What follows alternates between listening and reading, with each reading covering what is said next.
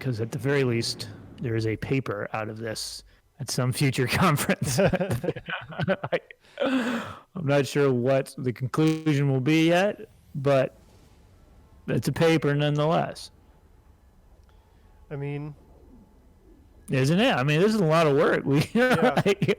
Well, if nothing like else, the paper can be, this didn't work. that's how, it's funny. That's how most of my papers end. And this didn't work. Thanks for listening. This didn't work. Maybe you should try it a different way. Yeah.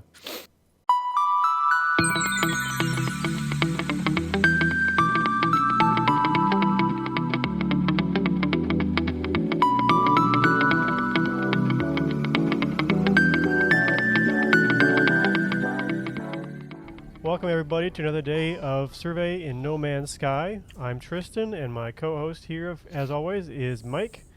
And so we are going to continue our search for player activity in the video game No Man's Sky. And so if you join us, feel free to hop in and ask us any questions in the chat. We'll be keeping an eye on it, and we'd love to hear from you. Otherwise, we'll be working on surveying the area and talking about archaeology and history and probably some random things, because that's just how it goes. So, as is tradition, Mike, first question has to be, how's your fuel looking? I'm so unprepared for this one that I didn't even bother to look at my fuel rations. I wonder if I should have like a limit that you give me, like a fuel rationing. Fuel rationing. Yeah, maybe I should. Are you loaded in yet, actually? Yeah, I'm in. I'm, Okay. Let's see here. I have, I'll probably need some more. I have about 10 right now, and I just fueled up. Okay. Are you in the starbase? Because I don't see you. I am flying around space and looking for you. I'm in the starbase. You're in the starbase. Oh, yep, I see ya. You're in the space station. I see ya. I'm coming. Stand by. In 3, 2, 1. Entry. Initiating land sequence. On my screen, you like totally shot past it and rubber banded back. It's really ridiculous.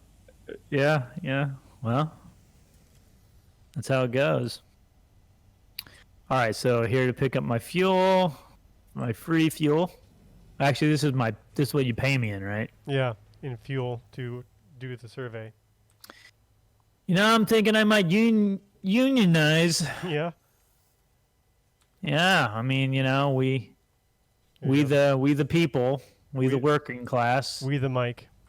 We think that you're holding out. We think that you have a lot more fuel than you're leading us on. Absolutely.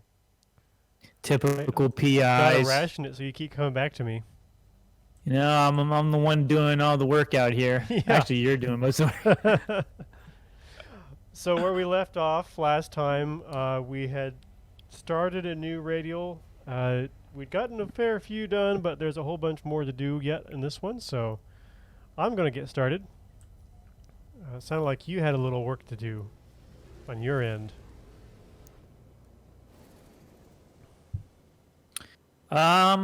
Yeah, I need to bring up the spreadsheet. Yes. The old trusty spreadsheet. For science. For science. And you do you have the website up now? Is that live? Yes, it is. Yeah, I read through the 10, I guess you did a report for it, right? Yep. Yeah, I did, I do one for each, and they're just little blurbs unless something happens with so far we've had some changes we had to make to our process, and so I had to explain that a few times. But usually they're pretty small, and then I just did kind of a 10 survey retrospective to kind of summarize everything so far. So that's up online at Weebly No Man's Sky or something like that. Right. It's not pulling up for me. Oh, the website? Oh, I don't have it. I'm looking at another computer, and it's not saved on that computer, I guess. Gotcha. I've been relying on Google remembering where I've been.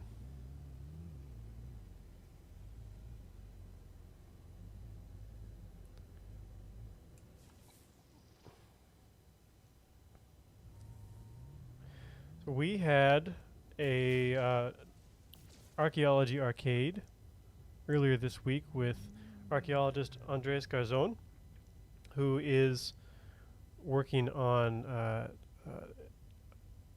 a site in Ecuador, and that was a lot of fun. I really liked that one. We need to have him on again.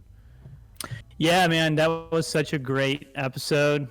You, of course, how did you know? You've met Andres, I know, was that through field work, or Yeah. did you?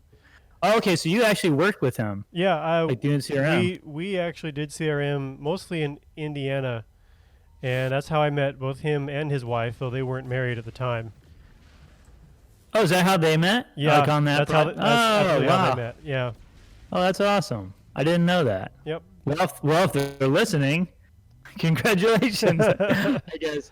See, love can happen while doing survey work. Although, I'm not falling in love with you, Tristan. After this, I'm That's liking fair. you less. I'm liking you less because you make me do work. I'm just kidding. Mm-hmm. I like you the same. I like you the same. The same. Not any more, not any less. Yeah, but that was a really great episode. You know, you never know how those are going to go. But anyway, like what I was going to say is, you know, you had known him before, but that was actually the first time I guess I met him. I guess like He might have you know. been at the Title United conference that we held in Pensacola, but there was a lot going on, and you were busy organizing it. I wasn't really in the meeting phase. You know, I was just kind of like running around doing stuff. Yeah.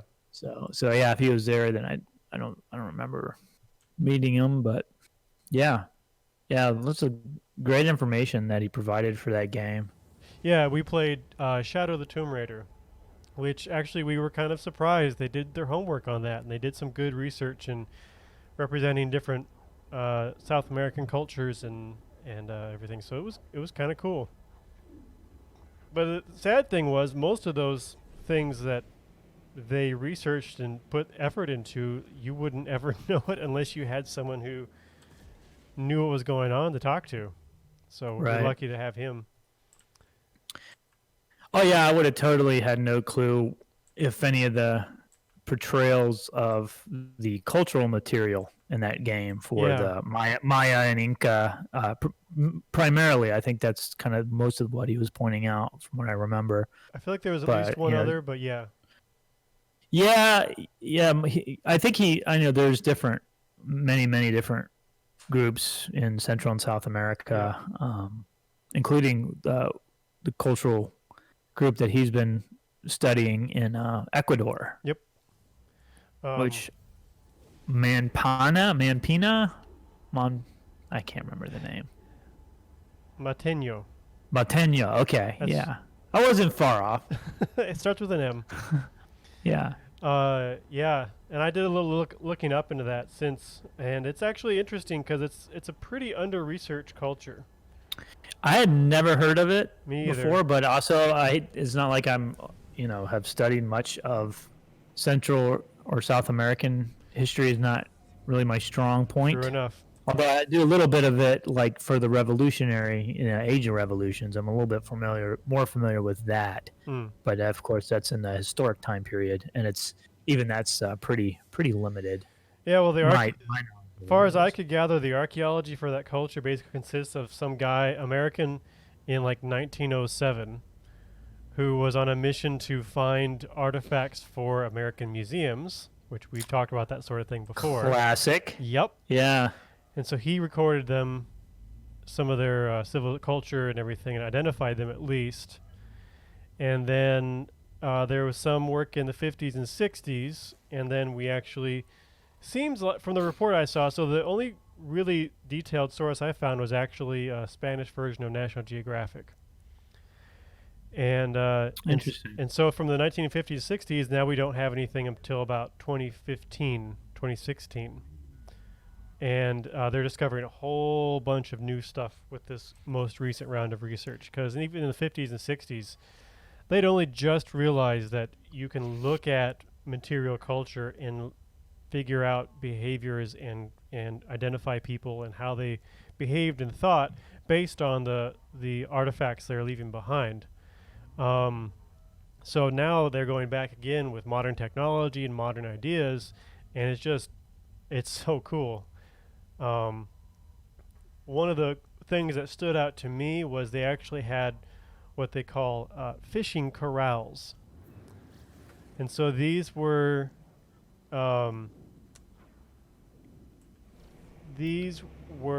stone corrals made in the shoreline of the ocean, and essentially they would trap fish in these corrals, so they kind of get washed in with the tides. They apparently even had some openings that would have like a leather or a leaf as a flap, so that when the water pushed in, the flap would open up and then it would seal when the water stopped. And yeah, so they're actually pretty complicated and well thought out. And they're getting a lot of shellfish and I guess octopus this way. And they know that, a lot of this, because some of these are still used today. Oh, wow. We're talking 400 or 500 years later. Yeah. You know, it was cool, too, in that game. He pointed out the, and I'm not going to remember the actual name for it, but basically it was a reed boat. Yes. And he was pointing out that the Ecuadorian, in that part of Ecuador, at least, that they consider it to be like the original surfers, that they would use it almost like a surfboard.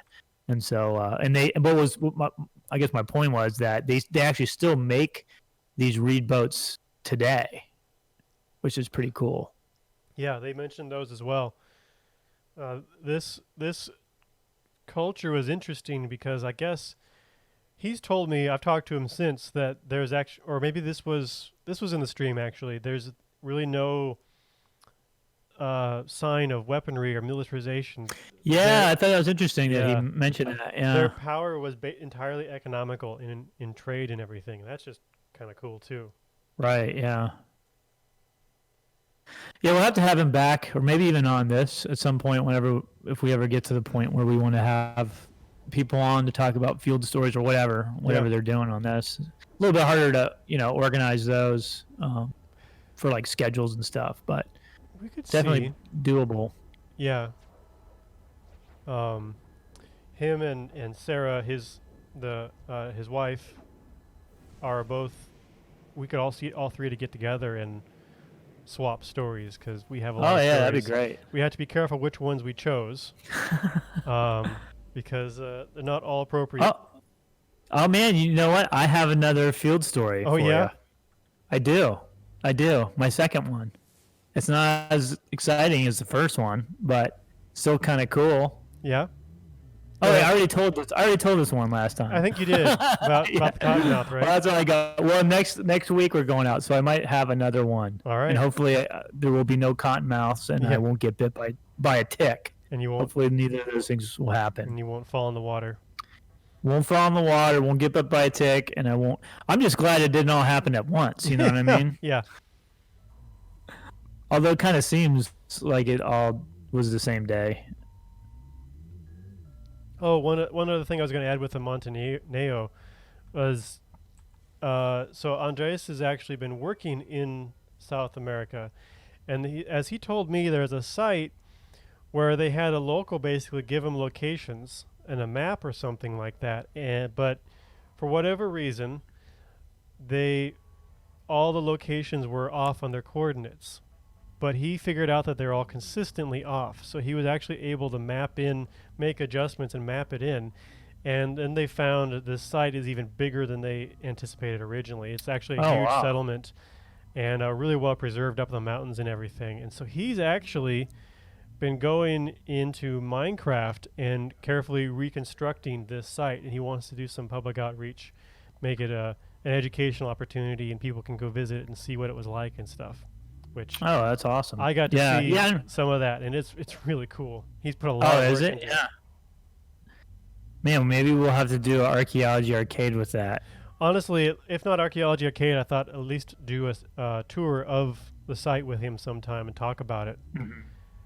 But Yeah, that'd be cool. I mean, could people like join and kind of go on this like virtual tour with them? Would that be like a doable thing or no? we'll have Well, to. I guess they could just through, I guess through Twitch. You know, they could just kind of watch. There is that at least. We'll have to see for the rest of it. There is a thing where you can actually make what they call adventure maps in these things, so you can have like characters that stand around and tell you what to do next. And we're kind of working out how we might make it into something a little more directed, so someone could hop in and visit these different settlements along the river, or to take part in a trade network, or I don't know what exactly, but we've got a lot of options, and so I'm working with him on doing some of that, and that sounds like a lot of fun. A big project, but a lot of fun. Yeah.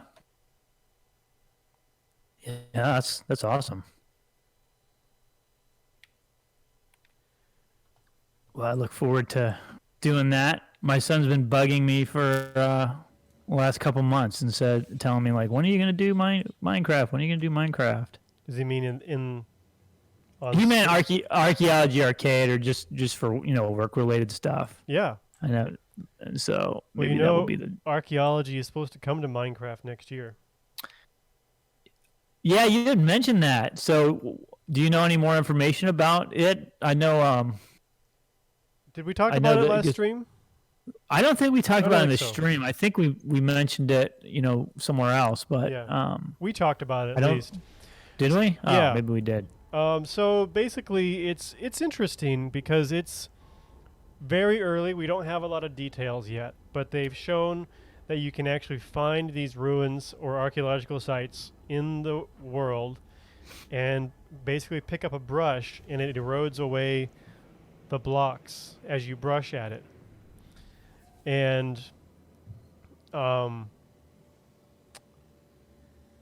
then if there's sometimes there'll be an artifact in there, sometimes there won't be. But if you're careful enough, you won't destroy the artifact. And then some of it looks like diamond blocks and, basically treasure, which, yeah, Treasure. yeah. But others are actual pot shards, as they call it, as we know and have discussed. It's actually supposed to be sherds. But you can actually find these pot sherds that sometimes have different patterns on it, and then you have a special kind of furnace and a mold for a pot, and you can put them on there into like different orders with the pictures and fire them, and then you have kind of a pictographic story on your pot. Oh, cool. Which- Hey, man, I'm looking at the. Sorry to stop you. I'm looking at the Twitch screen, and it looks like it says starting soon. We'll be going live shortly. Gosh, But it looks like people can hear us at least. that's intermission. Oh man, should we start doing that again? Start this whole conversation again? the whole thing. No. You know what we could do is we could just take some old footage of you flying around Yeah, actually, and edit. You know what I mean? Like it all looks the same. actually. We could just do that. We could fix that in post production. Sorry, folks. Yep, sorry. Hope you enjoyed the conversation. Yeah, it was pretty interesting. Actually, I might do that. Yeah, I mean, why not? I'll say it's found footage or something. Yeah, sure. We could just take footage of me riding around on an animal or something. Yeah.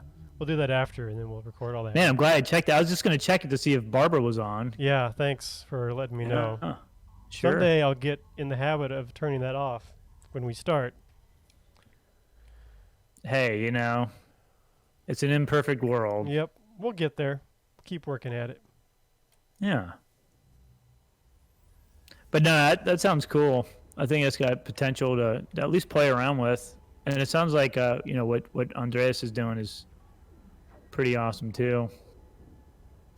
Yeah, and the amount of knowledge he has about this is just staggering. As we saw Monday, Oh, it's yeah. like, holy cow, he knows a lot of stuff about this. It's so fascinating. Yeah.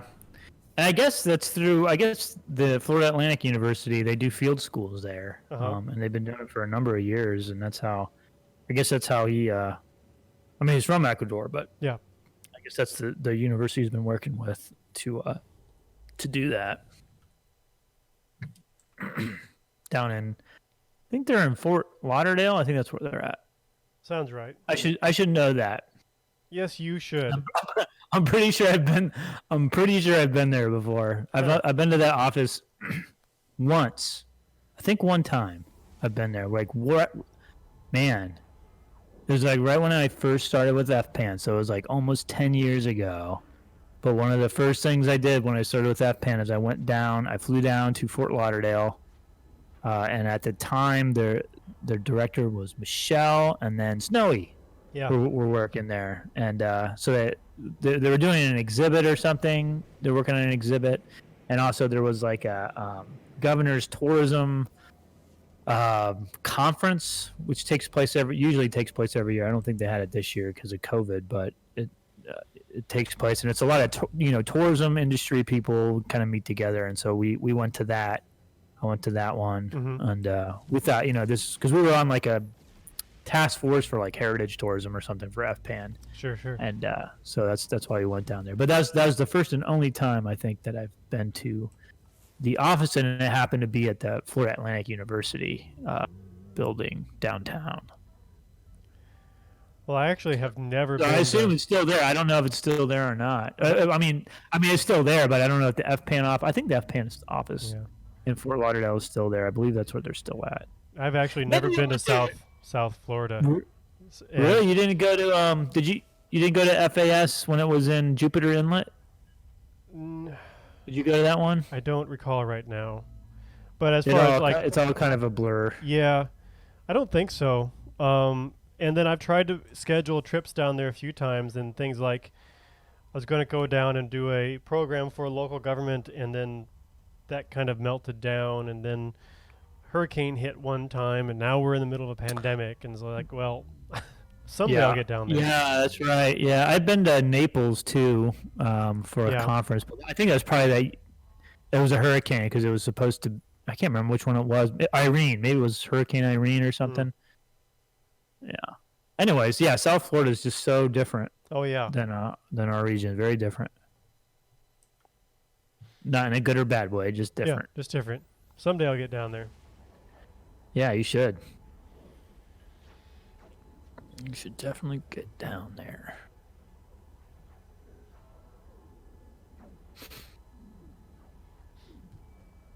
All right, back to work.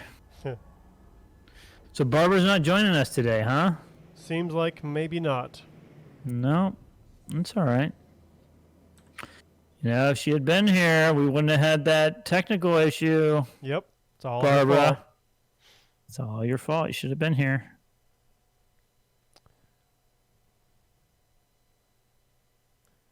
Let's see. All right. Let's see here.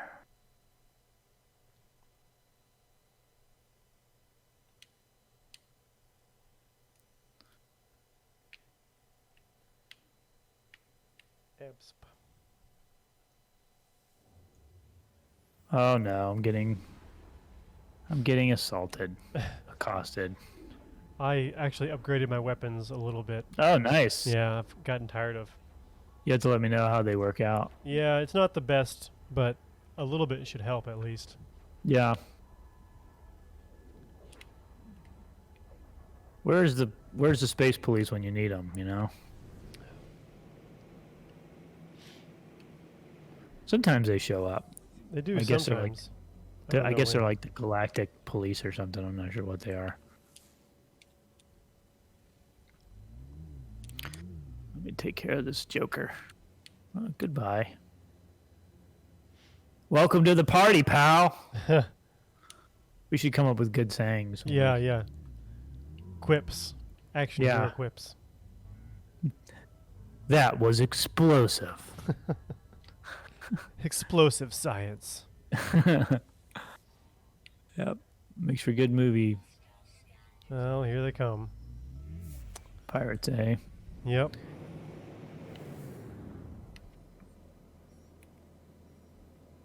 All right. Well, I'm just searching this. Problem is, they always find something of value on my cargo, no matter what I do. Yeah. What if I could? Well, you got all that. You got all that fuel, man. Yeah. Actually, if nothing else, they'll go after the fuel. Yeah. Yeah, should I have not have told them you had all that? Yeah. If fuel we haven't on been board? streaming this, probably they're probably watching this. Probably. Looks like I'm done with this. Oh wait, I missed one. I almost missed one. Nope, nothing there. Nothing to see. Nothing to see here. Coming back.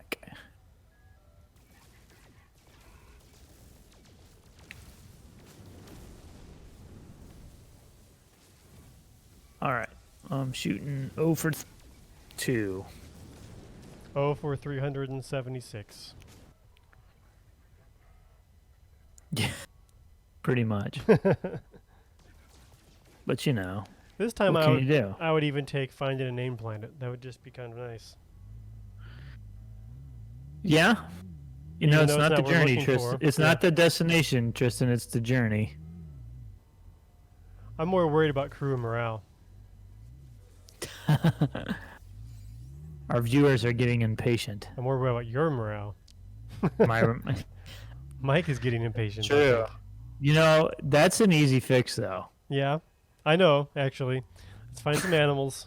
That's right. Just let me go get some energy out on a planet, and I'll be all right. I'll relax.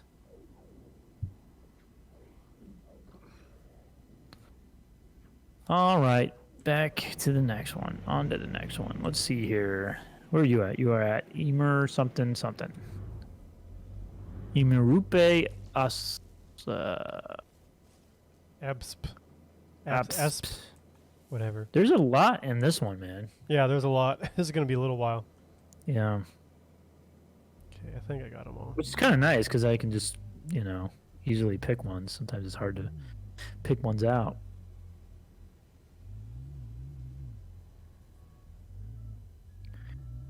All right.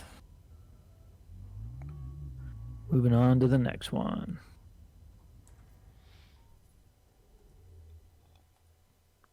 Yeah, it would be funny if you go for the first part of this and for the YouTube channel, edit footage over it. Oh, You don't even have to use this game. You could just use I don't know, just random Star Trek movies, or actually, probably take some time.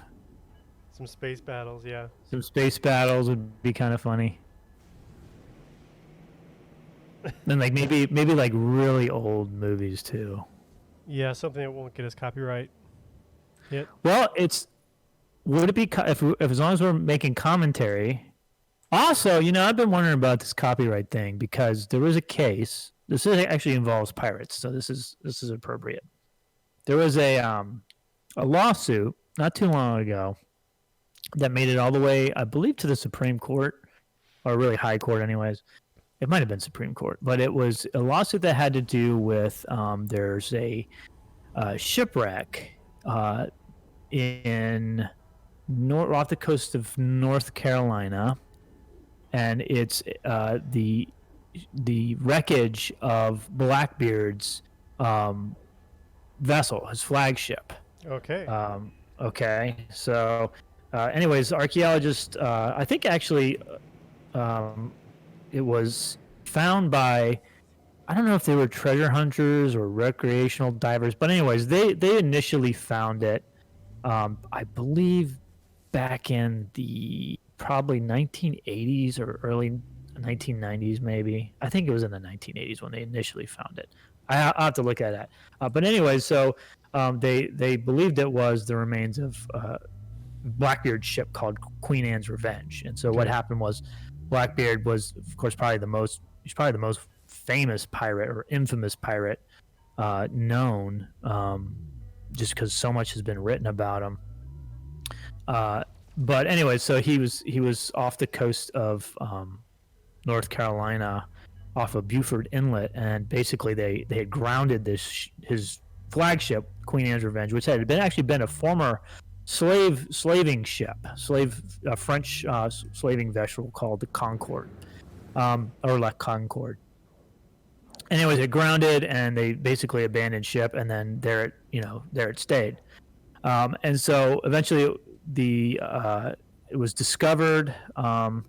Actually, I'm sorry, I'm wrong. I'm wrong about the date. It was actually discovered in 1996 by a private research company, and then eventually, because it was on state lands, the North Carolina, the Department of Natural and Cultural Resources, which is the entity that's responsible for managing and protecting archaeological sites on state lands, and this includes underwater as well. Those are considered state bottomlands. So they've been excavating this wreck for a number of years, and it's been very well documented. They actually had a filmmaker who took lots of photographs and videos and all sorts of stuff, and he didn't work for the state. I guess he was just had a private business, and I guess the issue was the state started using what he claimed was copyrighted video footage and pictures that he had taken,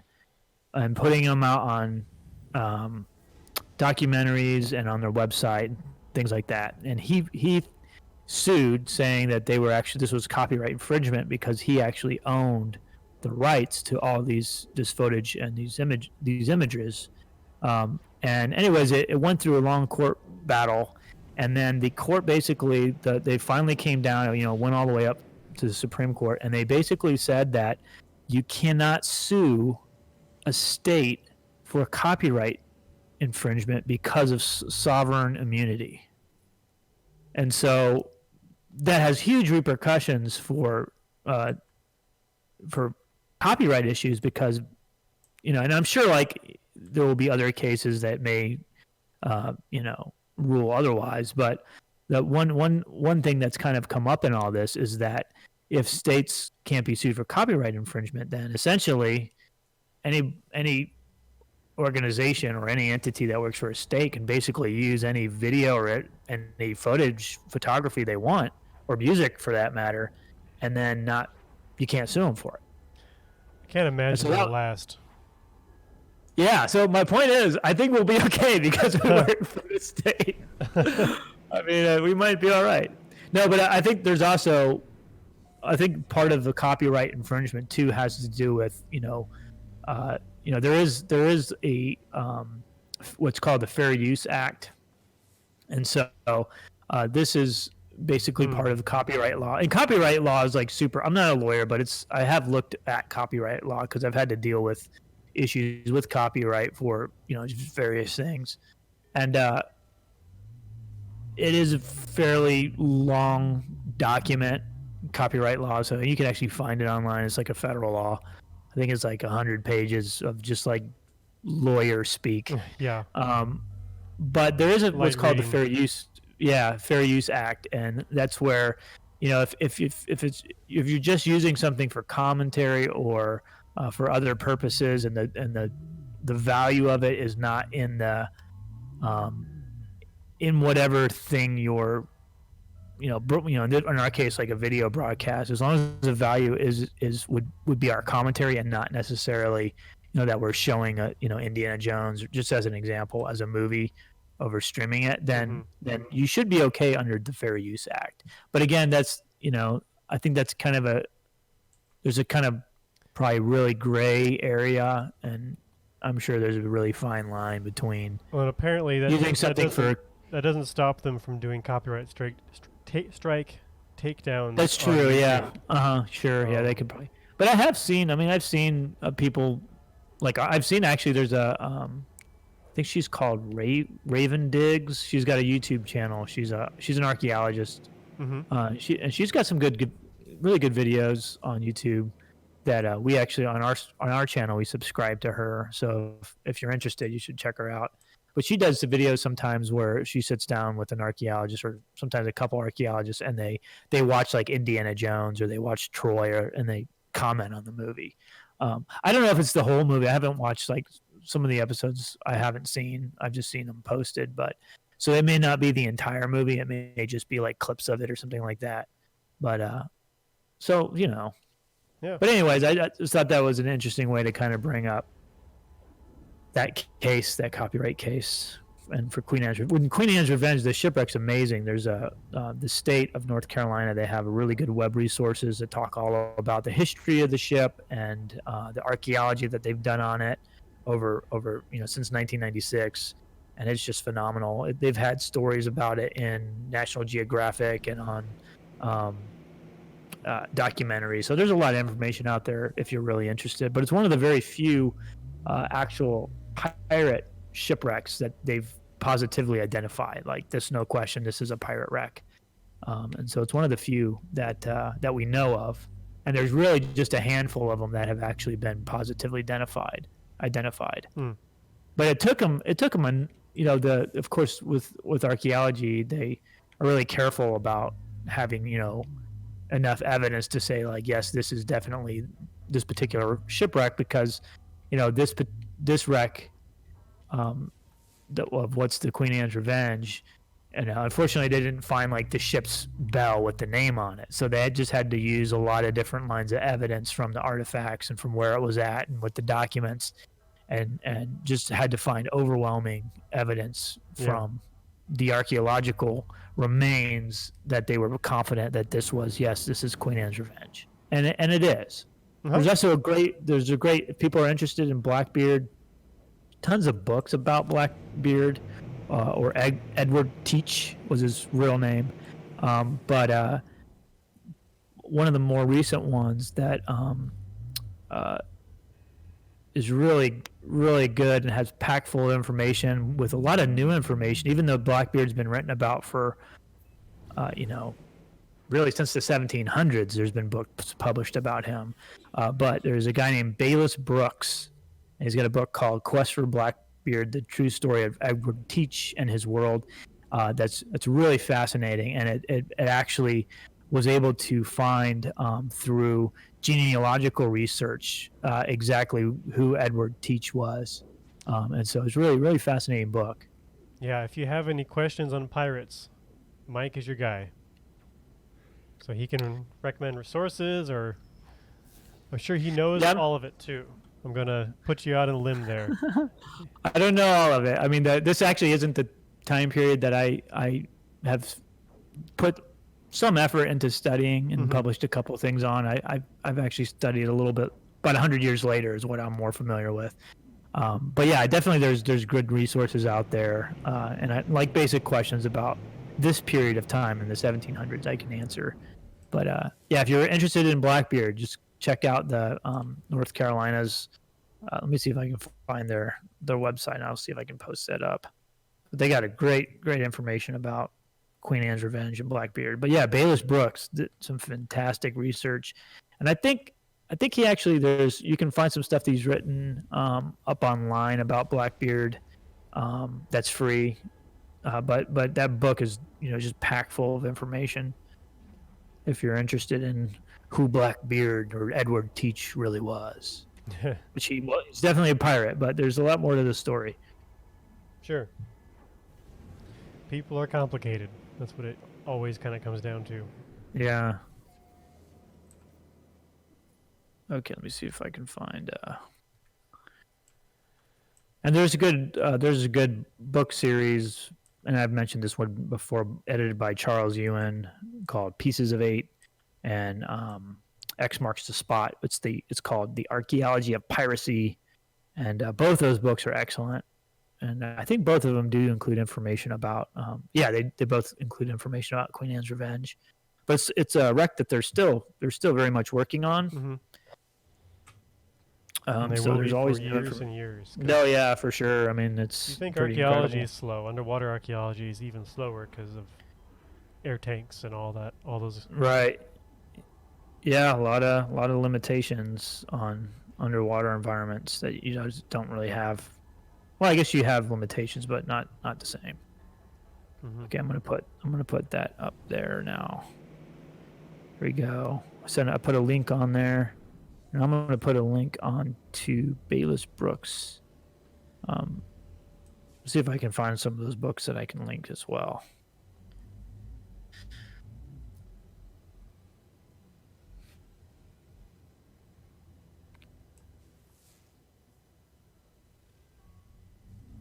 throw these up there. Maybe. Yeah, here we go. 1. There's Bayless Brooks' book. And I'll see if I can find the I'll see if I can find the University of Florida one press, because I think that's who publishes this one. And Bayless's book is it's like you can get it like on Kindle through Amazon. But I think that's where I think the only place you can get it, I believe. I might be wrong about that. But I always try to, like, for books that are published through University of Florida Press, always send that link out there, and I'm sure people can just find it wherever. Cool. Plenty of resources. Yeah. And the 3rd book in the series should be out next year for that Archaeology of Piracy. And I might have a chapter in it if we finish it. If I get to work on that, which I need to do.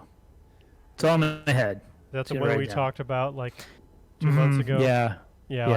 I need to work on the article I talked about then too. I know. I'm like, wow, it's already almost end of October. I gotta start writing. Yeah, I gotta get cracking. No pun intended. Yep. It's all about sharing information and glory, and the glory of publishing. Fortune and Glory, kid. Fortune and Glory. Do you know what movie that's from? No, but Oh, come on. Fortune and Glory, kid. Fortune and Glory. Jones. Yeah. I was going to have to revoke your RPA license. How dare you not? That's from the worst one, though, isn't it? What? That's not the worst one. The 4th one? The 4th one? No, this is from Temple of Doom. Oh, he was talking to Short Round. He was in India, and they were looking for those stone. He was going to the temple to look for those stones for the village, and they were camping out. And Short Round, I think they were playing cards or something, and they were like betting, and Short Round won, and he tossed him the coin. I think this is the scene where he says it, and he said it was all for fortune glory. Yeah, like that's what she was the woman that was with him, which I can't remember the character's name, but I believe at the time it was actually Steven Spielberg, who had directed that movie, his wife. Yeah, I think so. Or maybe he married her after. Maybe she wasn't his wife at the time. Maybe, but that's where they met. And I don't know if they're still married or not. But anyways, but that's who the character was. And she was asking him. She was asking Indiana Jones, like, why was he doing this? And he said, "Fortune and glory." Yeah. Or maybe Short Round said it. Maybe I have that scene wrong. I'll have to look Indiana it up. Jones I've watched the most of. Which one is that? Would it be 1st or 3rd? Are my choices? Raiders of the Lost Ark, I think, was the first one. I think that's the one that first came out. And then Last Crusade was the 3rd one. Oh, that's a good one. That's a very good one. So you don't like Doom, huh? I really kind of don't. It has moments, but frankly, so does the Crystal Skull. So I think, Temple of Doom is probably my favorite, but I think it's because that's the first one I ever saw. Yeah. Was Temple of Doom when I was a kid. I was probably about 7 or 8 years old. And that's the first one that I remember watching anyways. Okay. See if I can find the script to that. So I think I have the scene right, because I had seen that when I was. It's been a long time since I've seen that one. I think But you're when right. I was a kid, man, I used to watch that movie, once a week, sometimes twice a week. Okay. Oh, wait, maybe it was at the end. Yeah, no, it's where... Maybe not. Yeah, this one I just don't know well enough. Yeah, no. Short Round says, "What is Sankara?" And then Indiana Jones replies, Fortune and glory, kid. Fortune and glory." Okay. I think he says it again though.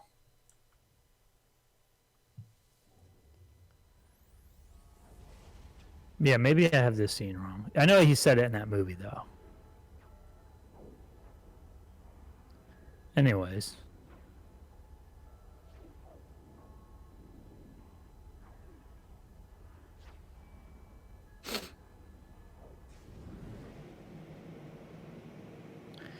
All right, back to work. Where am I at? What am I doing? Where? Oh, I'm back at our radial system. Yeah. You remember the terminology. I'm impressed. I know. You'd think after 10 weeks or like, however long it's been. I don't know. How long has it been? Has it been 10 weeks? 10 weeks, right? Or Yeah, 11, we're on the technically. 11th now. Well, or 12 if you can count Dang. Hurricane Sally week. Hurricane Sally week. Hey, it counts. We thought about it. We tried. Well, no, we didn't. We tried there. No, we couldn't. No, I couldn't. Yeah, we tried the other one. All right.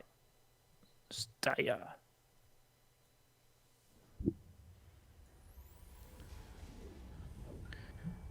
All right, heading into the abyss. Wait, did I post that link? I did, yeah. Okay. I believe I have all the links up there. Trying to get better about that. Not that it matters if nobody's on. Yeah. I'm not sure if anybody's on. Is anybody there? Hello? No. Wait, who is Lurex user? Lurks. I was just looking that up. I think it's a bot. Oh, really? Sorry if you're not, but Prove you're not a bot. Yeah, I just checked, and I think that was a conclusion from a quick check. Oh, so what? So what is a bot? It's just like a fake person. You know, I don't that know the purpose goes of in them at there? all. Frankly, I have to. Because look into people, it. I've played that in some other video games that I play sometimes, and people always are like, "Oh, that's a bot." Oh, that's I'm like, just what is a bot? Means it's a player controlled by the AI. So Oh, some games when okay. they don't have enough activity, they'll fill in with bots or something. Okay, Robots gotcha. in that case. It's what it's Yeah, short for, but in this case, gotcha. I don't know what the Okay. purpose is. Maybe are you with the Russian intelligence agency, sir or madam? Sir or robot. Or are you a robot? If you're not a robot, let us know. I mean, if you are, that's fine. No big deal.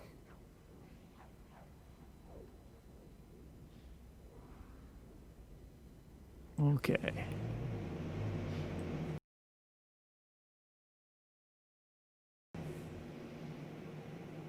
Because at the very least, there is a paper out of this at some future conference.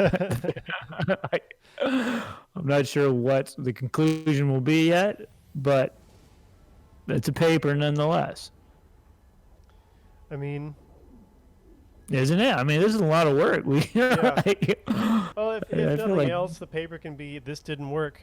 That's how, you know what's funny? That's how most of my papers end. And this didn't work. Thanks for listening. This didn't work. Maybe you should try it a different way. Yeah. No, I think this would be even, whether, I think there's like multiple ways you could really look at doing papers about this, from just like a public outreach standpoint, but then also really from an archaeological perspective. Although I'm still not sure if I totally buy the whole archaeo gaming thing being real archaeology. But I'm starting to see it more. I was very much a skeptic. Yeah. Well, it's kind of new and developing, and they're figuring it out, basically. Yeah. Yeah. But they make a good argument, I think, anyway, that we interact with it as though it's physical world, material culture in some ways. It's a it's a cultural construct, and we have to study it now because it's not going to last for the usual 50 years. And Right. so Yeah. those are all pretty solid arguments, as far as I can tell. Yeah, I know there's more of a push now to, or at least maybe not a push, but more of a recognition that games are, at the very least, like an art form. Yeah. Just like books or plays or movies are now appreciated for the art, for the expressing, Or of or the more human recent expression. more recent example, comic books. Comic They books, were yeah, it's a considered good not one. art for the longest time, and they're kind of coming to realize no, they are. Even if they're garbage, which a Right, lot of art is, it's still right. art. Especially modern art. Yeah. I never got modern art. I just could never get it. I mean, it depends on what we talk about modern, but Well, probably yeah. I not. mean, like when you go into a museum of art and there's like there's like a table and then there's like a book on it with a paintbrush and they say it's art. Yeah. Like, what? I mean, I get it because artist is trying to say something, and maybe that's maybe the point is artists pushing that kind of envelope, and I guess that's been the case with all art. They've always kind of pushed the envelope, and what we appreciate now is to be like fine art at one time was, at least in some cases, not considered to be an art form at all. Yeah. And now Well, we I just was kind of thinking take it of. for granted. I mean, it's not exactly modern art, but like you were saying, at one time it was like Dali Hmm. or Picasso. Like they were out there weird, I don't get it art at one time, and Hmm. now they're classics. So Yeah, but that's why. Yeah, maybe that's why they were, though, because they pushed that envelope, yeah, and now people appreciate them. so So maybe there goes art students.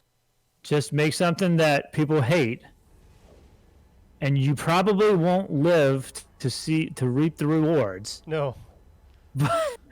Or you probably won't be alive when people realize, oh wow, this is a really great thing. But at least you'll have made your mark as an artist. This is another advice from someone you probably shouldn't take You advice probably from. shouldn't be listening to. You probably should not take my advice. This is another I'm no advice expert, but from this. random people on the internet who don't actually know what they're talking about. I mean, isn't that what people do now? Like, it's just random. like, how's that any different? Really? Feels like a lot of internet activity summed up, really. Pretty much. Wait, I typed in something and it came up as you did it already, but I don't see it on there. Oh, wait, you did. Ambell. Oh, yeah, you did. Okay, now I see it. So you went to the close one. I think Mahogany. they're getting close to being done. Hagoni. I think you haven't done that one. So I'm just going to go to it.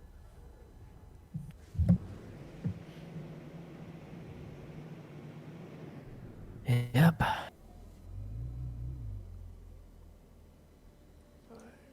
Well, this individual, this user has not responded in the chat, so I'm going to assume you're a bot.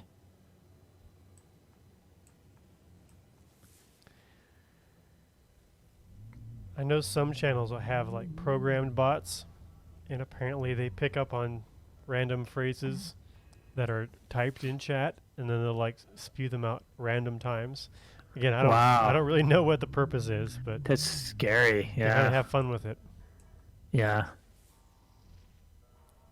I guess it makes sense for, what's scary is you think about if you go to Amazon and you're looking for a product and they've got all these reviews, Yeah. and a lot of times what I'll do is I'll like, do I want that thing? Well, let's see what other people say about it. But I guess now sometimes those reviews are actually all written by bots. They have software now that basically, computer software that they're developing, or actually I think it's already out there. Well, good or bad, actually. They often that are. can actually write articles. I've seen news articles written by literally AI, and they're not bad. Like, you wouldn't be able to really tell that it was written by a computer program. There are programs scary. out there, or websites, reviewchecker.com or something like that. I do a search for Amazon Review Checker, and a couple of them come up. You can type in a product, and they'll review the reviews and tell you if there's any big problems that jump out. Oh wow, So that's good to know. yeah, they look at content, Man, I but they should have. also I look should at have. when I they're should have waited reviewed. till I bought that thing. Yeah, yeah. If you'd have talked to me Should- first, I know. I should have talked to you. so many things would be better. Mm-hmm.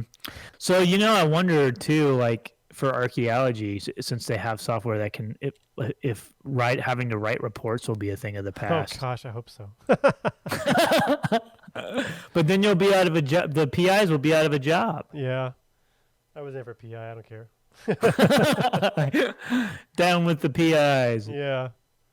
Of course, I suppose I am now, but Yeah. So down with you. yeah, I guess so. I'll take We it. don't need you anymore. We don't need you anymore. You need me, but I don't need you. Hmm. And your college degrees.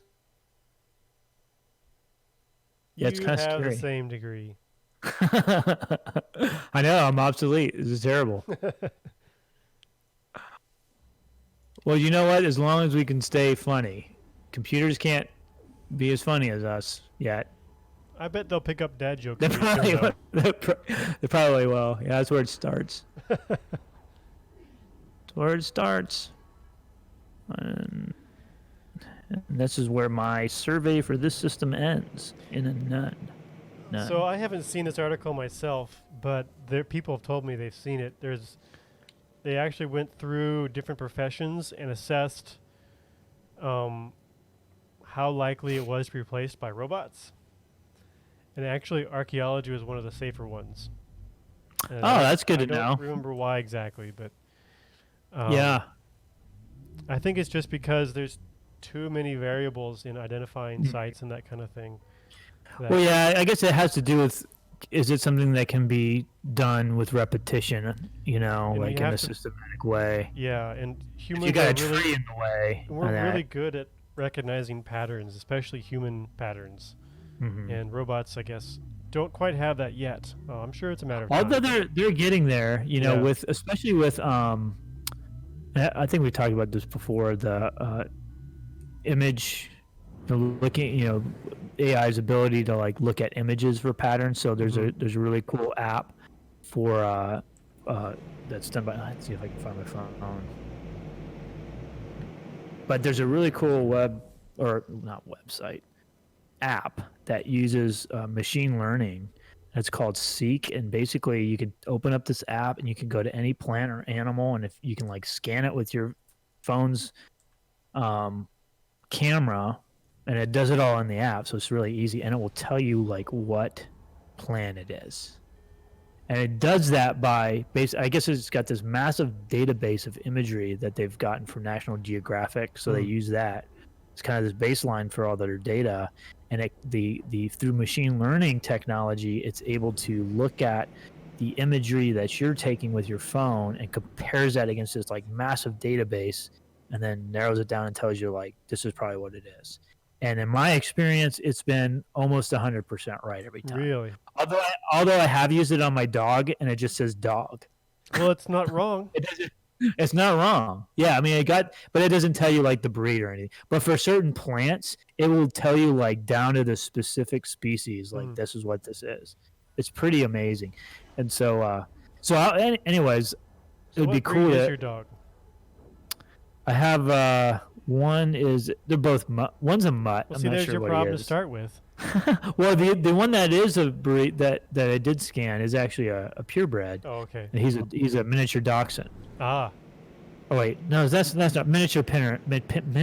Miniature pincher. okay. Min pin. So min pin.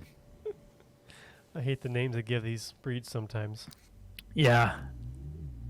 How about Chiweenie? Yeah, Guess what kind of dog that is? Chihuahua and a dachshund. Yeah, that's right. A mi- schnoodle. Do you know what a schnoodle No, is? mine is Labradoodle. Oh, a Labrador. So it's a Labrador and poodle. Yeah, but they Mixture. so missed the opportunity. They could have called it a Go Poo.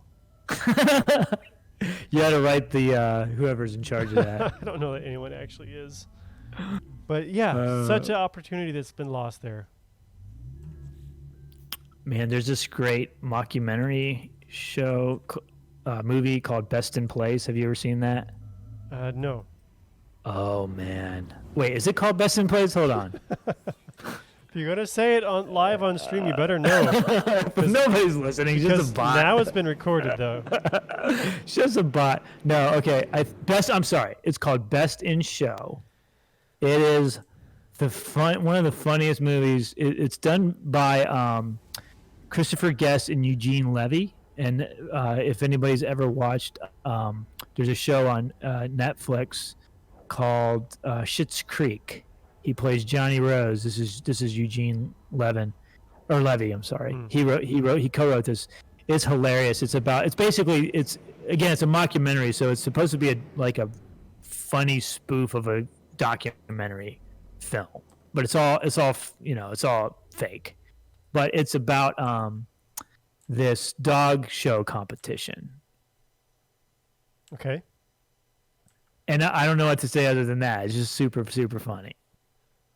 Well, but it's funny because it really makes fun of these like breeders, these purebred breeders, and the people who do that. I mean, I'm sure like there's some people that might listen to this at some point who are really into that. But even if you are, I think it's still funny. Yeah. You got to have you always got to have a sense of humor about everything. But yeah, that's a great.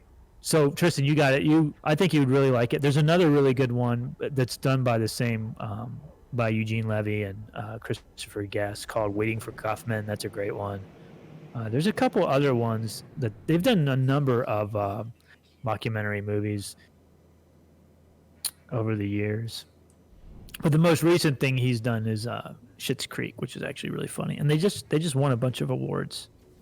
Okay. For I can't remember what awards they won. One of the whatever recent award show that was broadcast, it won a whole bunch of awards. But anyways, that's what I know about the dog show industry is from that mockumentary film. I'm sure it was 100% accurate. Probably is. Probably's got some. I can tell you, I worked for local government, and one of my favorite shows is Park and Recreation. And I always tell people like they really nailed it. They really did, because it's very similar to what they portray in the show. Obviously, it's sensationalized, spoofed a bit, but big time. Oh, you already did this planet, man, or galaxy. Well, we're at 3 o'clock. Do you want to take a break?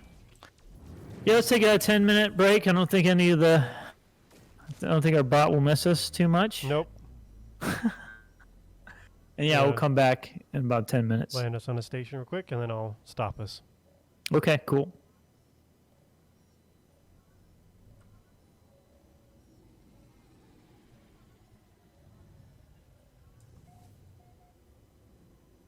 Thankfully, no one was in chat because that would have been embarrassing. Because I had our mics going, but I muted the video. But no one saw that. No one saw it. Except for no Mike. one will see that. So Mike will give me. Out Mike will give me post-production. Yeah. Just edit it out in post-production. Yep. No big deal. Suckers. Haha. If only you'd been here, then you could have laughed at me. You could have. Barbara. Or Barbara, yeah. Too busy because it's. Oh, I bet you I know why she missed this one. Because it's Emma's thesis defense is like right now actually. She was doing she probably just ended it. She probably just finished. I'm sure she did great. But it was actually she was delivering the scanner to you guys. Oh, that too. And then I guess she stopped and did some HMS surveying on the way back. Oh, nice. So she's got a pretty good excuse. I mean, I guess it qualifies. I don't know. Probably just barely, maybe. But, what can we do? We can complain. She's not here. So right. She can't say anything. She can't defend herself. All right. Well, we have hit 400. Nice. Yay. We did it. Woohoo. Woohoo! What do we get? What do we win? We get to keep going. Awesome. Although now that I've had my garlic bread, I'm ready to go another 30, 40 minutes. Yeah. Garlic bread is fuel. Garlic bread is fuel for the soul. All right, well, we're at that hour, and I've run out of I think I've got a couple things we can still talk about. First is the name of my ship. Yes, I've been waiting for this. I know, right? Okay, so Just the me name and Lurk's gonna figure this out. And watch Lurk get it right, or what's funnier is get it wrong. I think you'll get this one. I think you will get this one. Yeah. Okay, so the name, I've renamed my ship. The name of my ship now is actually named after a movie, so that's your hint. This was actually after a movie.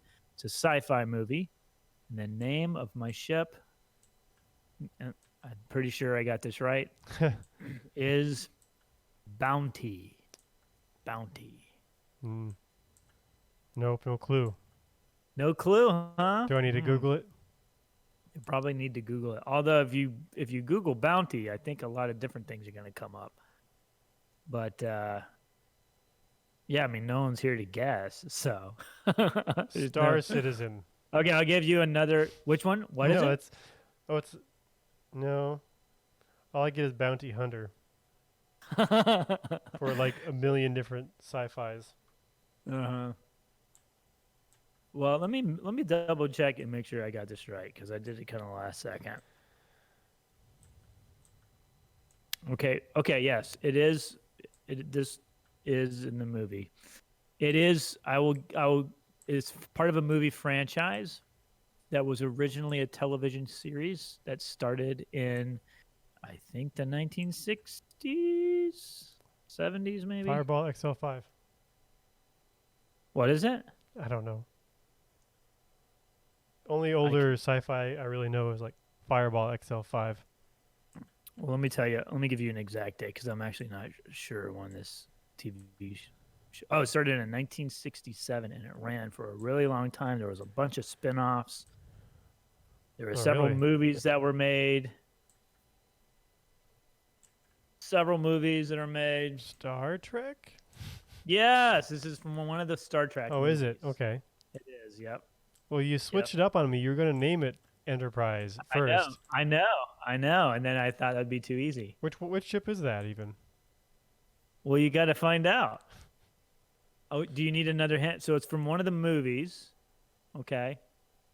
So think of a Star Trek movie. HMS Bounty. There we go. There it is. It's Bounty. Star Trek Phantom. Yeah. Star Trek 4, The Voyage Home, came out in 1986. Oh. And it was directed by Leonard Nimoy, who also plays Spock. We talked about that one last time. We did. And the reason why I put this one on there is not only did we talk about it, but the reason why we talked about it is because this is one of my favorite Star Trek movies, although we've already established that I'm more of a Star Wars person than a Star Trek person.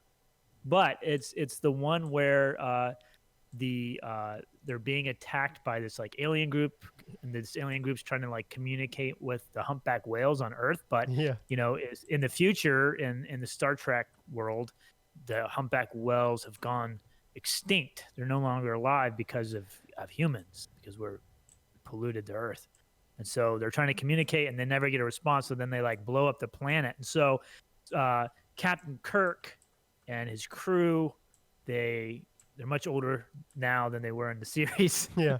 You know, but they decide they're going to try to stop the destruction of Earth. And what they do is they take a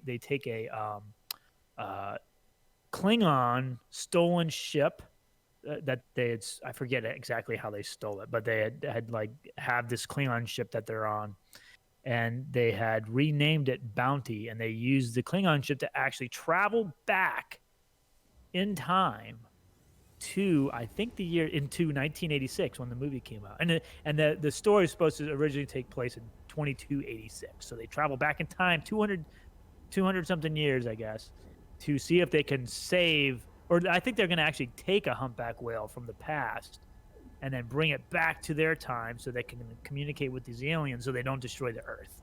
And that's the whole plot of the movie. And it's amazing. But the ship that they're on, the Klingon bird of prey, they had renamed Bounty. And of course, this is after the infamous ship to history, the real ship called HMS Bounty, or His Majesty's ship Bounty, which was a British vessel that there was a very infamous mutiny that happened out near when they were exploring in the Pacific near Tahiti, and there was a pretty incredible story of mutiny and survival.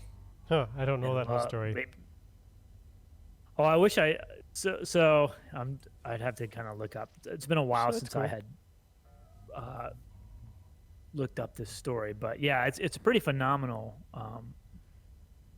history with this ship. But I guess Captain Bligh was the guy in charge, and he was apparently the crew ended up really disliking him. Apparently, he was really rough and tough on the crew. And so they when they were near Tahiti, near Tonga, some of the crew members on board who really didn't like Captain Bligh, they actually mutinied, and they basically took the captain and some of his loyal followers, and they put him on the ship's boat, and then just kind of pushed him off. Said, "See you later." Yeah. and he actually survived. These guys actually survived, and it's kind of a mystery as to what happened to these mutineers. Some believe that they had actually made it. So there's a whole backstory with, apparently they wanted to stay in Tahiti, they didn't want to leave, and one of the theories is they actually went back to this island and then married and just stayed there and kind of intermarried with the native population, and kind of never left. So it's been a while since I've read the story, so I'm sure there might be more research on this, but there's plenty of information on there on the internet. There's plenty of books about this. There's been movies that have been made about Bounty, so really fascinating story. But that's where the ship in the movie is made after. I'll have to check it out or watch Star Trek, because they both sound. Oh, actually, this is cool. I didn't actually know this, but they have found the wreck of the Bounty in really? 1957. Yeah, apparently they'd actually found it. Mutiny on the Bounty was a movie that came out in 1962. I've actually seen that one. Marlon Brando was in that movie. But there's also another movie that came out in 1962 where they had actually built a replica of the Bounty, and that Bounty of this replica was a tall ship, and it was the one that I had mentioned a few episodes back. I think in this one, or maybe in Archaeology Arcade, where the captain of this tall ship a few years ago thought that there was a hurricane coming. I think it was a hurricane. What's the one that hit the Northeast that was really bad? Sally. Was it Sally? No, that was ours. Hurricane. Yeah. I don't know. Man. There was a big, real bad hurricane up in the Northeast that hit New Jersey several years ago. It was whatever that hurricane was, and he thought it would be safer for the ship to be actually out at sea. He thought he could he could stay out at sea and kind of stay ahead of the storm, or beat the storm before it made landfall, than it would have been to moor the ship or dock the ship, and then try to ride it out. And so he took the ship out, and it ended up sinking, and he actually died. He went down that with the ship. But this was the same replica that they built for this movie, Bounty, and this was the replica of HMS Bounty. So the real ones, the replica has also been was also shipwrecked, ironically. But there was a movie. I want to say that there was a movie that they like maybe a television version of Bounty. Actually, I probably shouldn't say this. I probably should look it up first. Let me look this up first, because I think there's another connection between HMS Bounty and Star Trek. That's not just the Voyage Home movie. I probably should have researched more of the Bounty before I start talking about it. I have read years ago. I read one or two books about Well, bounty. I would like to point out that I may not have known the name of the ship, but I have seen this sci-fi. So, And it's your favorite one, isn't it? of the original Star Trek movies, yes. See? I was a Next Generation kid by and large, but I really like this Yeah. one. And then the name of that hurricane was Hurricane Sandy. That's the one that yeah, took down Sandy. the replica bounty. Real sad story. But kind of also like not that surprising. You can't really ride out it. That's when most shipwrecks happened, was not from naval combat or anything. It was from storms. Right. So being out at sea in a storm is a good way to lose a vessel. But I think he thought he could outrun it. I think that was the problem. So Just, did hurricanes did you are not say predictable. the vessel was lost? What about the crew? The crew survived. Good. Wait a minute. I'll have to look that. I know the captain for sure died. He went down with the ship. Actually, there was they did a whole report on this. The Coast Guard did. It was just really fascinating to read it. If anyone is interested, to kind of see what happened. But I believe, yeah, two crew members went missing. So one, the captain was never recovered, so presumably died. This is November 2012, and the Coast Guard did recover one of the other crew members, Claudine Christian, who is actually a descendant of Fletcher Christian, and that was the guy on the original Bounty who led the mutiny on HMS Bounty. Yeah.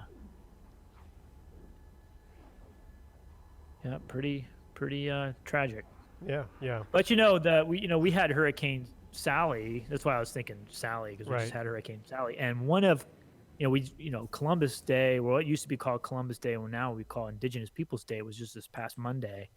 And when Sally hit, one of the replicas of Columbus's fleet, I think the Nina, was actually in Pensacola when Hurricane Sally hit. Oh, I didn't know this. And they had, and it was either the Nina or the Pinta. I can't remember which one. It was one of those, and they tied it down really well. And I guess the crew actually was on the ship when Sally hit, and they got the brunt of it in Pensacola. And it was thrown up on shore, but it wasn't. I don't think it was damaged too badly, but it was. Sounds lucky. Yeah. Have you found all the barges yet? Have I found the what? All the barges?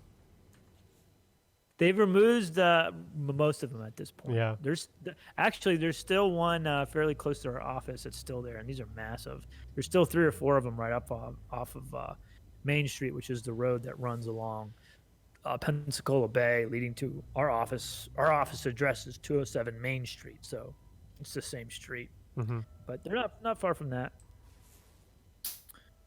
Yep.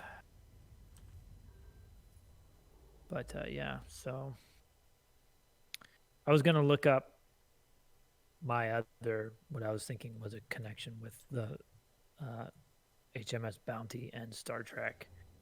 See if I was right before I said that. For some reason, I think there's another connection. Maybe not. Yeah, maybe not. For some reason, I was thinking Patrick Stewart had been in a movie about Bounty. I don't know. I might be wrong. He's been in a ton of stuff. He has been. You know what I'm thinking of? What? So he played Captain Ahab. Actually, wait a minute. No, yeah, I'm wrong. Yeah, he did play. Patrick Stewart played Captain Ahab, which is from Moby Dick, which they had done. They had remade it into a television series a number of years ago. But they remade the Bounty the movie, and it's got some wonderful actors in it, including Anthony Hopkins. Mel Gibson's in it, but before he was like totally insane. And Daniel Day-Lewis is in it. Liam Neeson is in it. It's actually a really good movie. Wow, sounds interesting. Yeah. I'm pretty sure they stayed pretty faithful to the actually what happened in the movie with Anthony Hopkins, who plays he plays Captain Bligh, and then Mel Gibson plays Fletcher Christensen, who's the leader of these sailors who mutinied. And Of who course is he is. Of course he did. right. Of course, yeah. And the lady who unfortunately passed away, who's related to, who's a direct descendant, or what she said. She's, I guess, I assume she is. That's what it said in the Wikipedia article anyway. So, all right. Well, that's all I got for the bounty. How much time did I waste there? Did I waste enough time? We got that was good. It was 20 or so minutes talking about the bounty. But yeah, anyway, it's a great movie. Tristan's favorite movie apparently. The Star Trek movies. The Bounty. Yes. Not the bounty. The Voyage Home. Yeah. That might be. It's a really good one. Yeah, actually, from what I've seen of them, I don't know that I've seen them all, honestly, but that was one that, I was allowed to see as a kid. I think my dad really likes it. Mm-hmm.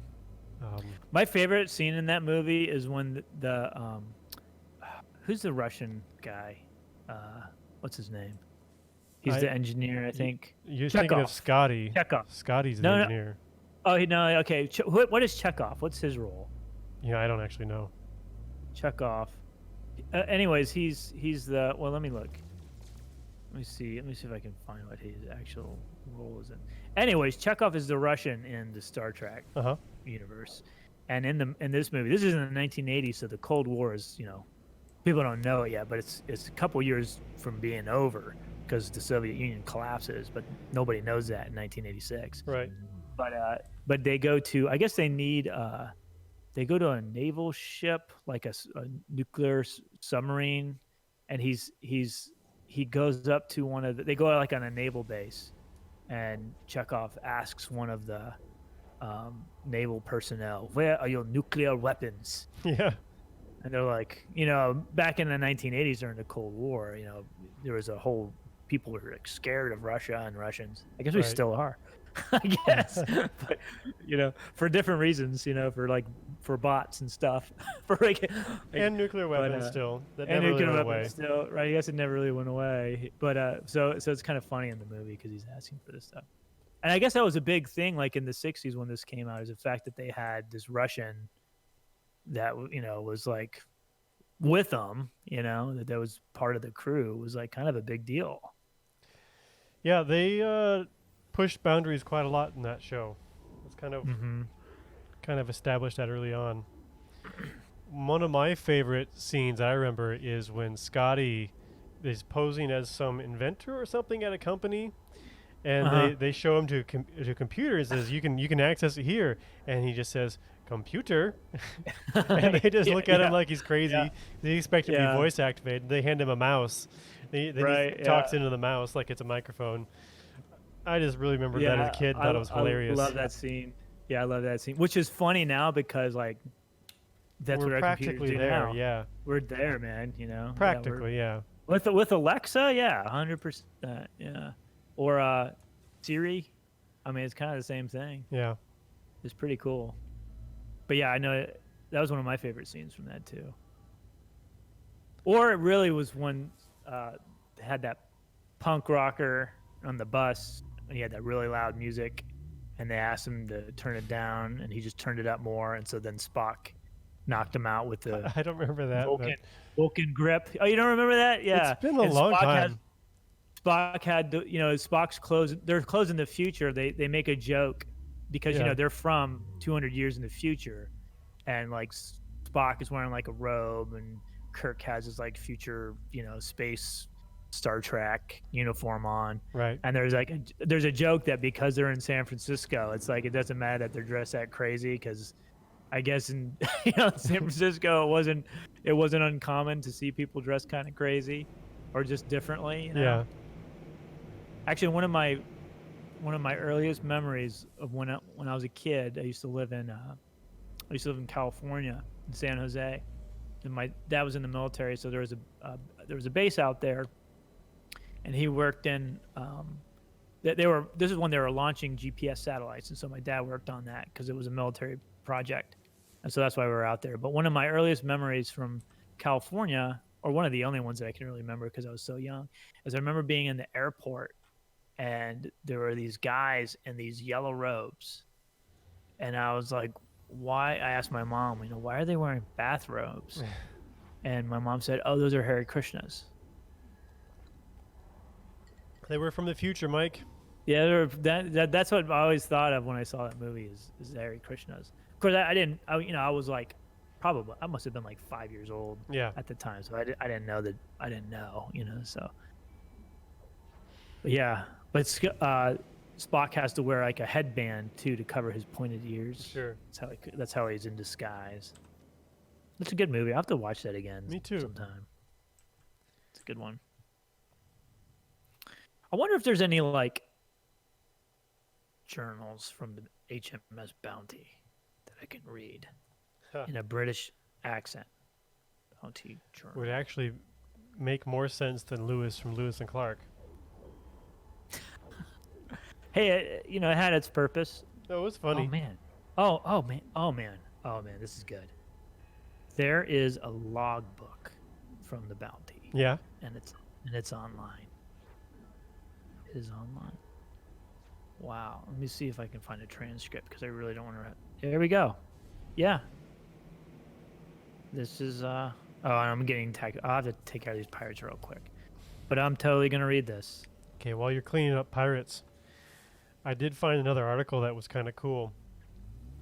We've talked about LiDAR and things for scanning for sites and how we can identify sites that way. I found one, though, where they're actually using drones and geothermal sensing.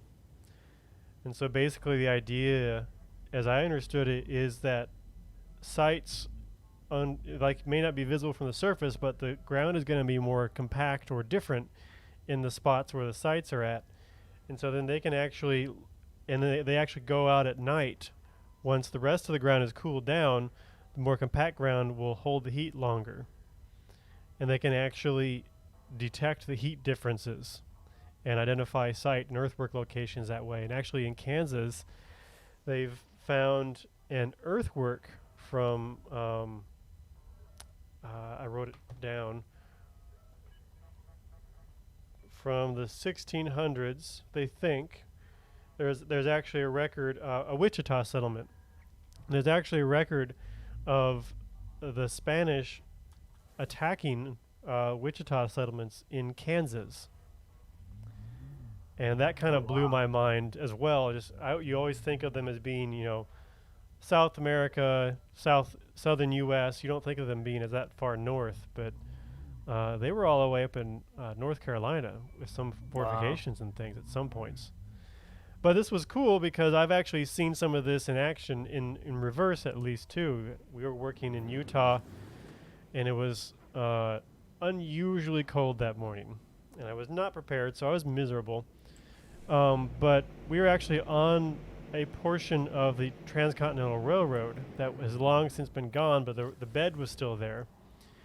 And once the sun came out and the frost on the ground started to melt, the railroad ties actually showed up perfectly that were still buried under the soil because they were holding on. They weren't warming up as quickly as the rest of the surrounding soil.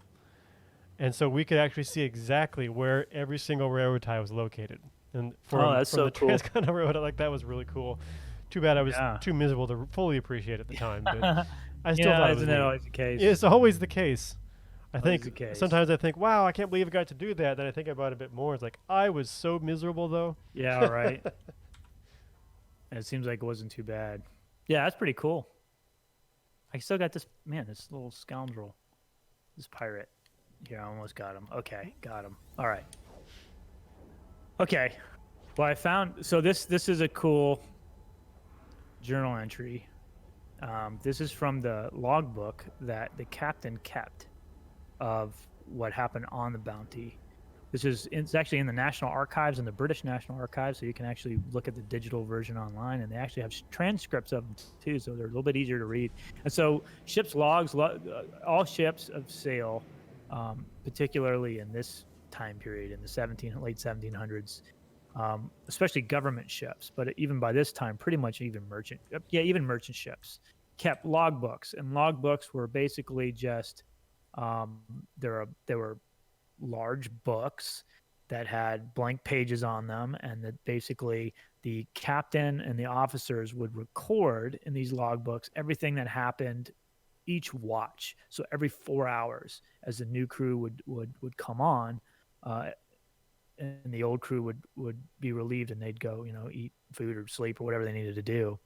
And they did that every 4 hours. They'd switch back and forth, but they would keep a log of what happened during that 4 hours, because when the crews were switching from taking a break to doing what they needed to do to keep the ship going, the next people needed to know like what direction you were headed in and what the weather was like and what had basically what had happened. And so a lot of times logbooks, it's real kind of I've read a number of logbooks, and a lot of it is what you would expect, kind of boring, mundane information, like, okay, now we change course, now we're going south southeast, the wind's out of this, the water depth is this, and then but some other times they would write down if something of importance happened. So if someone died or someone got sick, if there was a sea battle, if there was a mutiny, they'd also record this information down. So a lot of times, even though most of the information in these logbooks is, to the average person, probably seems boring, there is some really cool information that you can find. And what's cool about logbooks is this is usually, this is always pretty much where they first recorded this information down, would be on the logbook. As I understand it, though, while it may be boring to us to read, some of that mundane information is actually very important, right? Oh yeah, big time. Yeah, especially for even research. Even research now. I've talked about the Old Weather Project.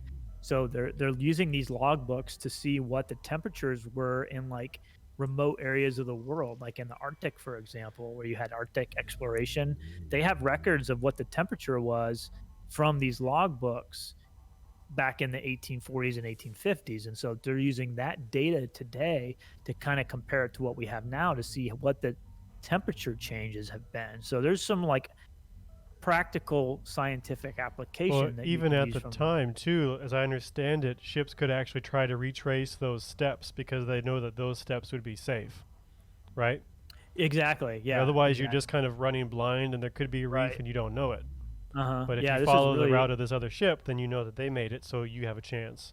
Right. Yeah. Yeah. This is tons of good information. But anyway, so this is from Captain Bly's logbook entry. This is dated Tuesday, April 28th, 1789 at sea. It says, so I'll just read the whole thing. So this is just that one day. It says, I kept near the Odo until 5 o'clock this afternoon in hopes to have had some canoes off, but I saw none. I therefore directed my course to the west and went to southward of Tofo. Mr. Fryer, the master, had the first watch, Mr. Peckover, the gunner, in the middle, and Mr. Christian, one of the mates, the morning watch. This was the tour of duty for the night. Just before sunrise, Mr. Christian, mate, Charles Churchill, ship's corporal, John Sims, gunner's mate, and Thomas Biscuit, seaman, came into my cabin while I was asleep, and seizing me, tied my hands with a cord behind my back and threatened me with instant death if I spoke or made the least noise. I, however, called so hard as to alarm everyone, but the officers found themselves secured by sentinels at their doors. There were 4 men in my cabin and 3 outside, viz. Alexander Smith, Mr. Sumner, and Matthew Quintal. Mr. Christian had a cutlass in his hand. The others had muskets and bayonets. I was forced on deck in my shirt, suffering great pain from the violence with which they had tied my hands. I demanded the reason for such a violent act, but I received no answer but threats of instant death if I did not hold my tongue. And that's the logbook entry. So as you can see, like some of these logbooks entries are like gold, like this is really great information. Well, and as we've talked about with the credibility of the author too. He sure paints himself as a Oh, he's heroic. brave, yeah, heroic guy. And I have to wonder, Yeah. was he really that brave? Probably Maybe. not. Yeah. Maybe. Oh, cool. And oh, wow. Okay. I have to read this next one. I Okay. have to. This is the last one I do because this is amazing. Okay. So again, this is from the British National Archives. Find all these are all digitized. So you can actually look at the original digital versions of the documents, and they're transcribed, which is nice. So in this next logbook entry, it is titled, let me go back 1 second.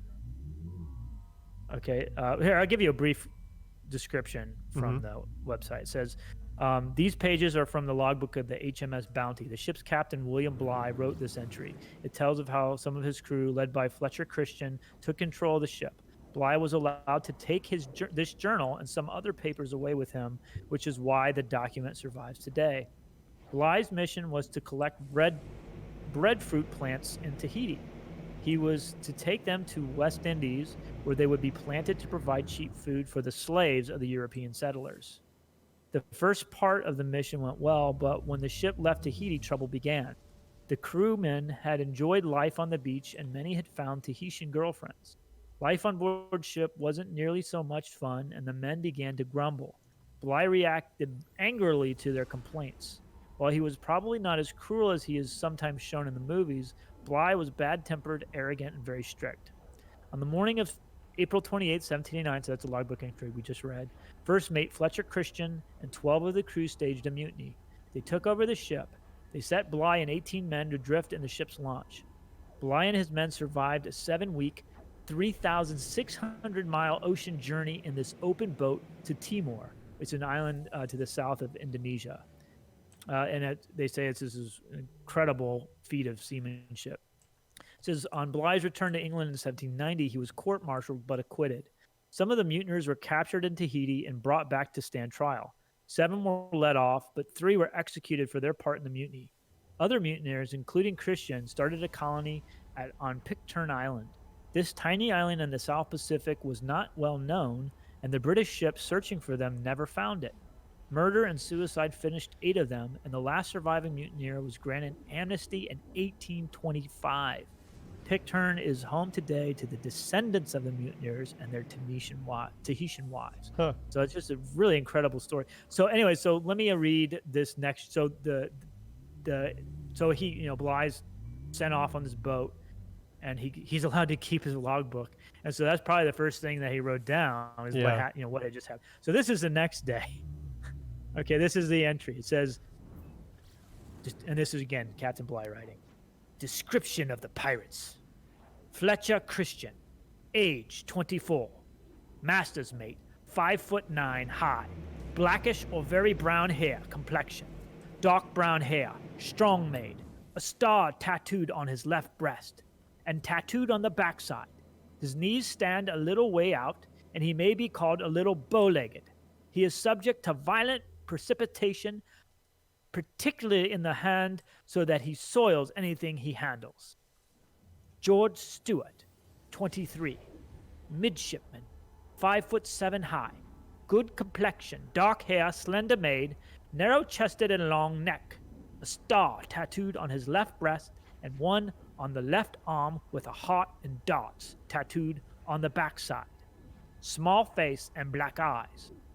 Peter Haywood, 17, midshipman, 5'7" high, fair complexion, light brown hair, well proportioned, very much tattooed, and on the right leg is tattooed the legs of a man as the impression on that loin is.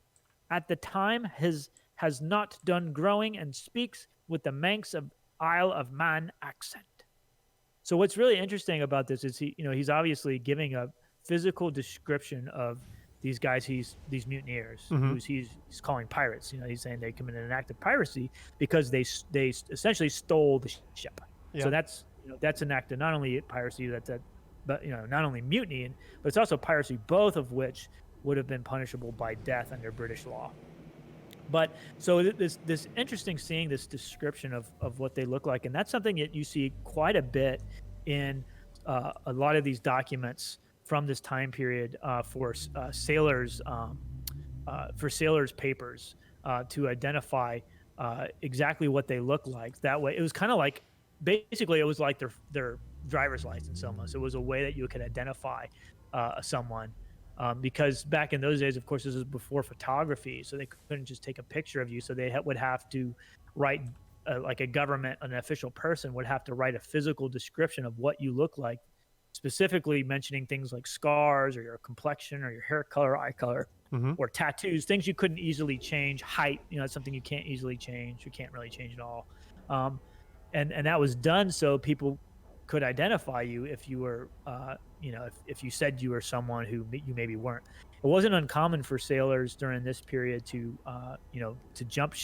Mutiny was definitely not common. People, it certainly happened, but it wasn't a real common thing.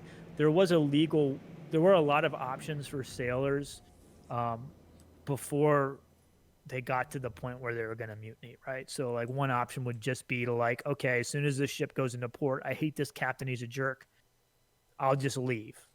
So that was one thing that did happen quite a bit.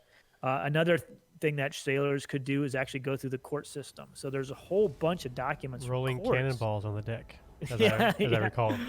Yeah, but there's a whole bunch of things that they could do, like through the legal process, to have any of these grievances addressed. And so there's plenty of court documents about it before they would ever get to this point of mutiny. But again, it did happen, but it was an extreme thing, and it was fairly rare. And part of that is, the punishment was pretty severe. Yeah, you have to be pretty. But that's why he's giving this kind of physical, kind of just to give some context of why he's giving this real physical description. Is that way, if they find Fletcher Christensen in Tahiti, and he says, "Oh no, my name's Michael," Scott or something, whatever Right. his name's gonna be, they could be like, well, you fit this description really well, so we're probably this guy. So then they would, arrest him, and then people who knew him could then ID him and be like, yeah, that's him for sure. But that's why he's putting this description. He's setting up this ability to be able to identify him, assuming they survive this 3,600-mile journey at sea in an open boat in the Pacific, Right. Which is pretty incredible. Pretty optimistic. And luckily, he had his logbook. If he didn't have that logbook, he probably wouldn't have survived. Because they had that, right? Yeah. So you kind of have to be like, well, on the one hand, like, they could have just killed him. Right. They could have like literally just murdered him right there, or they could have just put him on this boat and send him adrift and told him, no, you're not going to have a paddle, you're not going to have this book. And they would have just, a lot of times in those situations, eventually they get to the point where they're on the brink of starvation, so they start eating each other. Right. Which Actually, happened on a lot of shipwrecks. 7 weeks. I'm kind of amazed that didn't happen anyway. Right. Yeah. But yeah, pretty sure that incredible. Everyone arrived that left on the boat? It doesn't say. Well, this one, this little brief description, I don't recall. I think everybody lived on the 18 men, I believe. It doesn't say any of them died. So that's pretty amazing. So they probably gave them food too, for in order for them to survive. So these had to. It wasn't totally the vindictive thing, because they could have easily just marooned them on an island, or just killed them, and then that would have been the end. But they didn't. Quote a famous movie: "Where has all the rum gone?" Yeah. Yeah, it's time to go, and if you're Captain Jack Sparrow and all the rum is gone, then it's time to get out of there, apparently. But that's a cool. So that's a little break from our Lewis and Clark. I probably used the exact same accent that I used for William Clark that I did for Captain Bligh. Sounded a little more Irish, I thought. It did in the beginning, yeah. I'm not sure if he was. Then it might have switched actually as it went on. Yeah, I was. For some reason, I'm thinking Fletcher Christensen was Irish. I'm not sure, actually. William Bligh, Royal Navy, famous obviously for mutiny. He is from. Oh no, he's actually. Well, he was buried in Oh, he was born in England. He was born in Plymouth. So the second part is probably more closer to what he sounded like than the first.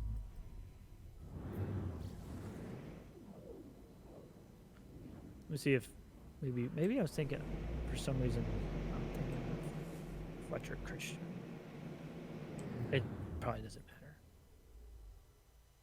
Master's mate Christensen. Nope, he was also born in England. And he died not long after that, a few years after on Pitcairn Island. So, yeah. Anyways. Cool. Good way to end this. History is fascinating.